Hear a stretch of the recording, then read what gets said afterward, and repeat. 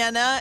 Vamos a hablar un poquito del tema nuclear que está por estas horas en el debate del mundo acerca de cuáles son realmente los peligros que representa, por un lado, que Rusia, mañana se cumple un año del inicio de las hostilidades de Rusia con Ucrania, y una de las cuestiones más graves acá tiene que ver además con dos países que tienen armas nucleares y la decisión de Rusia de bajarse del tratado, el único tratado vigente que tenía con Estados Unidos de control de desarme, ¿no? De lo que era un poco lo que quedó de la Guerra Fría. Julián Gadano fue subsecretario de Energía Nuclear de la Nación. ¿Cómo andás, Julián? Buen día.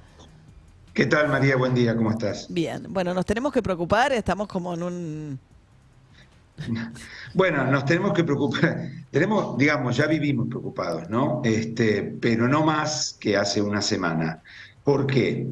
Es decir, lo que pasó no es bueno, digamos, Rusia lo que está haciendo es retirarse de la arquitectura de seguridad que nació con el fin de la Guerra Fría. Claro.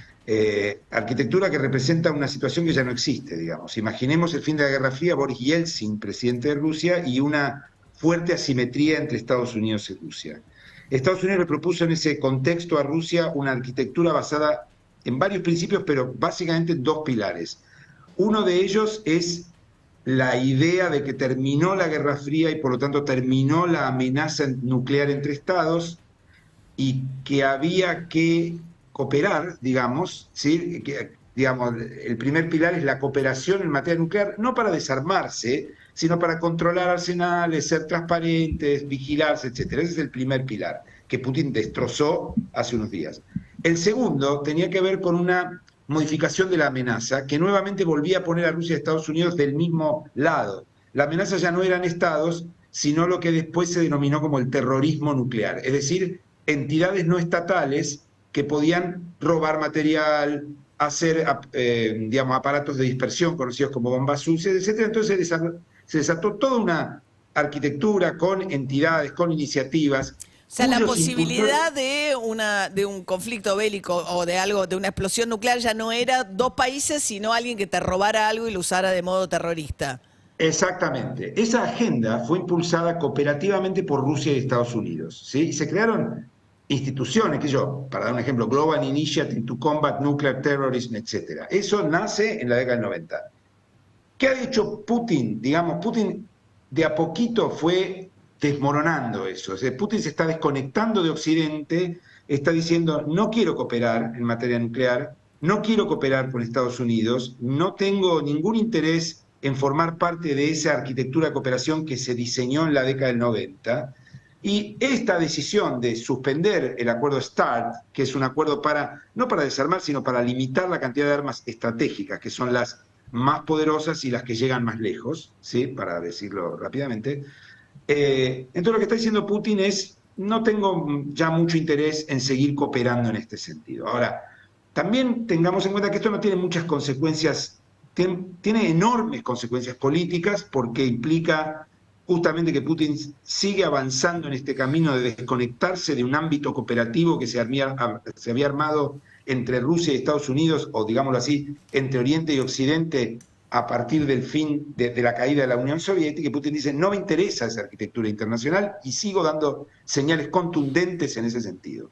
Desde el punto de vista fáctico no cambia mucho, porque el acuerdo START 3, que es el que Putin está suspendiendo, lo que ponía era un límite entre ambas potencias de 1.550 armas, artefactos, ¿sí?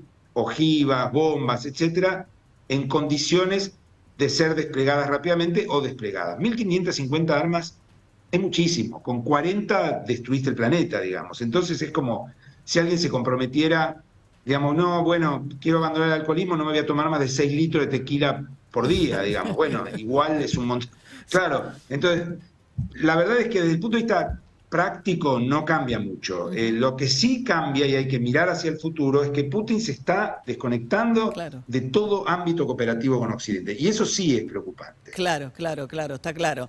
Sí, y un poco a qué arquitectura vamos, ¿no? Como decías, o sea, se supone que termina la Guerra Fría, Estados Unidos y Occidente, se desarma la Unión Soviética, se forman todos estos nuevos países, le dicen, yo te prometo que no avanzo con la OTAN por adelante de lo que fueron los países que eran parte del bloque soviético.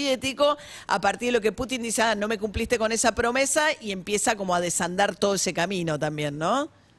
Exacto, y si tenemos tiempo agrego una cosita sobre China ahora en un Sí. ratito, pero básicamente yo creo que lo que pasa acá, digo, todos nosotros, digamos, la generación nuestra, vivimos la caída de la Unión Soviética y realmente todos creímos que efectivamente se venía un mundo ya sin bloques, digamos, Ujú. más, menos optimista cada uno, pero sin bloques separados, porque todos lo leíamos en esa visión espacial de la política y, digamos, comunismo, capitalismo.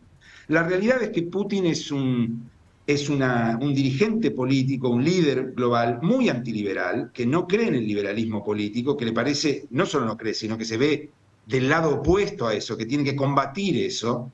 Y por lo tanto, yo no diría una nueva guerra fría, porque quizás es mucho, pero sí hay dos visiones del mundo, digamos, es así.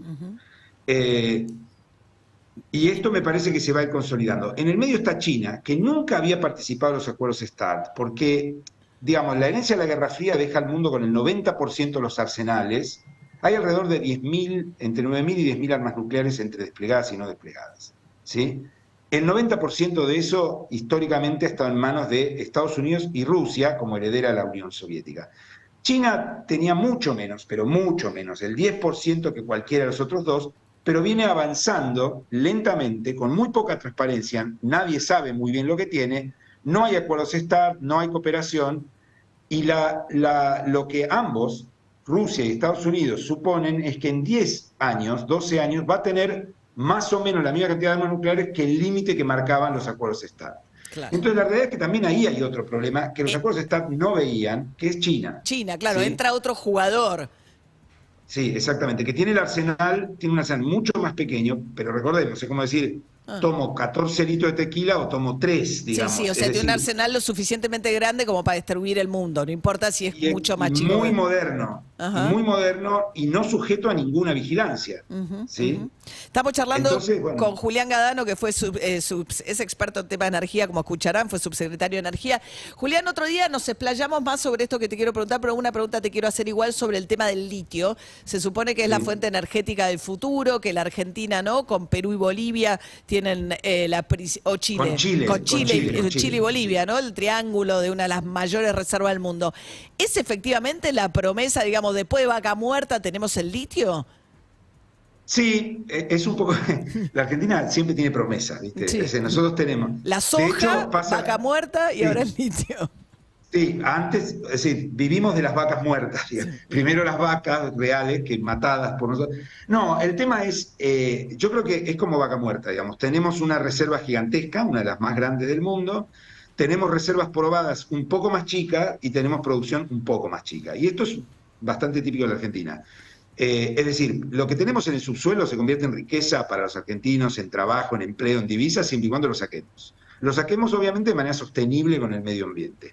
Ahora, en ese sentido, con el litio, la Argentina ha hecho las cosas bastante bien hasta ahora. Digamos, en el litio tienen mucho protagonismo las provincias, porque las provincias son las dueñas de lo que hay en el Por la subsuelo. Lo reforma de mismo. Constitución del 94, que va a ser que si Vaca Muerta se desarrolla en su pleno potencial, Neuquén va a ser la Arabia Saudita Argentina, o sea, va a ser una provincia tantísimo más rica que todas las demás, y de ahí también la queja de provincia de Buenos Aires, Córdoba y demás, que son las productoras del agro, que eso, como está arriba el suelo, no se quedan nada las provincias productoras de granos, ¿no? Exactamente, y además es el producto, es decir, no es que tuviste la suerte, bueno, tuviste la suerte de que te tocó una tierra muy productiva, pero la tenés que trabajar. Acá Claro. es más extractivo. Extracción, claro. Efectivamente, nosotros somos neuquinos, a pesar de lo cual, y por lo tanto yo debería estar feliz de la vida, pero a pesar de lo cual, a mí me parece que es un problema eso, Sí, sí, digamos, sí, la va a reforma generar una desigualdad constitucional. enorme. Sí. Es una reforma del 94 que si realmente pasa lo que se supone que va a pasar con Vaca Muerta y si pasara algo con el litio, se va a notar una desigualdad enorme de las Bueno, provincias. esto lo vamos a empezar a ver en Jujuy, que también que ha hecho las cosas bien. O sea, los países del Triángulo del Litio, que además es un litio en salmuera, que digamos, por las características que tiene, va a tener que ver mucho con la explotación del litio a futuro. ¿Sí?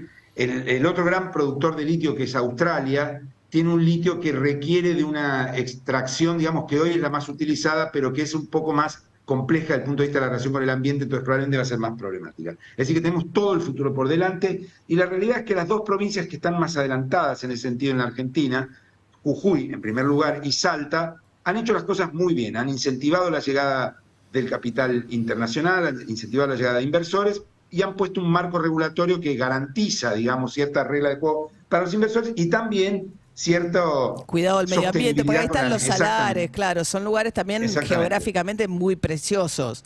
complicado, sí. En ese sentido, el Triángulo del Litio son 3 países: Argentina, estas provincias, Bolivia y Chile. La realidad es que en los últimos años el país que mejor ha trabajado el tema hemos sido nosotros. Y esto, digamos, aunque resulte increíble, es así. Argentina ya tiene una participación relevante, es el 4º o el 5º productor de litio a nivel global y tiene un futuro muy importante por delante. ¿Por qué? Porque el litio tiene que ver con la electrificación. O sea, se espera que la producción de litio en la Argentina, en general los países que producen, crezca varias veces, o sea, Claro, se 3, usa 4, para las 5 baterías veces. de todo lo eléctrico. O sea, si el Exacto, futuro es de los exacto. autos eléctricos, van a funcionar a litio, más allá de los celulares, las computadoras, todo eso es litio. El 90% del crecimiento esperado de la producción de litio es para baterías para transporte, automóviles, camiones, ómnibus, etc. Es decir, tiene que ver con la transición energética, con la búsqueda de lo que llamamos electrificación. En ese sentido, Argentina, si sigue haciendo las cosas bien, ahí La Rioja hizo algunos anuncios que son complejos, digamos, pero si sigue haciendo las cosas bien, tiene una oportunidad, por supuesto, en ese contexto que vos decías, un poco provincias que tienen la suerte, es decir, vamos a tener Jujuy, Salta, con mucho litio, Neuquén, con mucho de gas, sobre todo, o petróleo, y sí, es así, esto lo dice la Constitución. Súper interesante. Julián Gadano, muchas gracias, un placer. No, de nada, gracias a vos. Era el subsecretario.